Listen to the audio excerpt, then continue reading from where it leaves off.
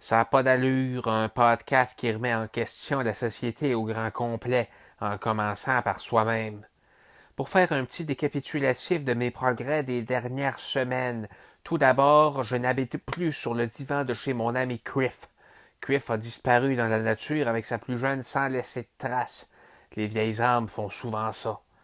Je me suis trouvé un petit sous-sol appartement qui sent la vieille débarbouillette, mais au moins je suis chez moi ici.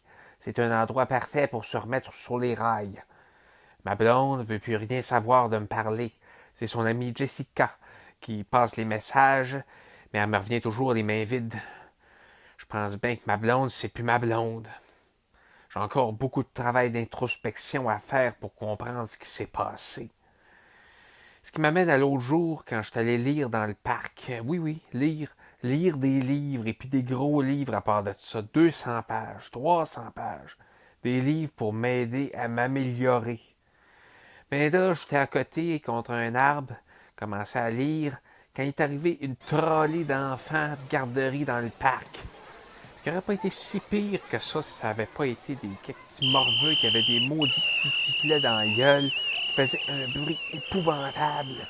À un moment donné, j'ai pas pu me retenir de crier aux deux bonnes femmes de la garderie. Enlevez-leur le rasti de sifflet calice, sinon c'est moi qui vais le faire. Je suis parti pour me lever, mais les enfants avaient arrêté de siffler. Tout de suite après m'être assis, je me suis senti mal. C'est pas le nouveau moi, ça, de se choquer, parce que des petits-enfants ont du fun. J'ai failli me mettre à brailler à ce moment-là. J'ai commencé à sentir l'étreinte d'un ange.